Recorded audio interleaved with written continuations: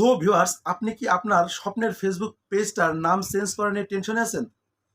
হয়তোবা ভাবতেছেন যে ফেসবুক পেজের নামটা আমি চেঞ্জ করব, কিভাবে চেঞ্জ করব আমি বুঝতে পারতেছি না। তাহলে এই ভিডিওটা আপনার জন্য।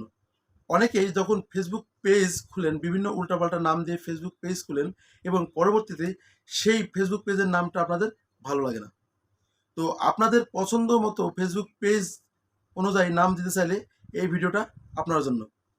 তো ভিউয়ার্স, কথা না বাড়িয়ে চলুন দেখতে থাকুন।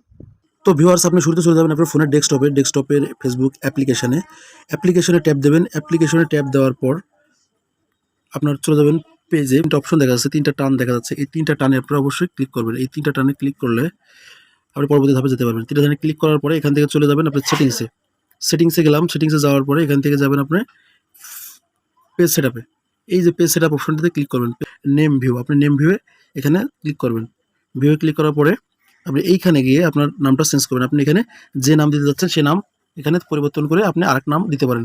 তবে নামটা এখানে আপনি বসে দিয়ে রিভিউ চেঞ্জ করলে আপনার পাসওয়ার্ড চেঞ্জের মতো আবার কনফার্ম অপশন আসবে। এই সিস্টেমে আপনার ফেসবুক পেজের নামটা চেঞ্জ করতে পারবেন।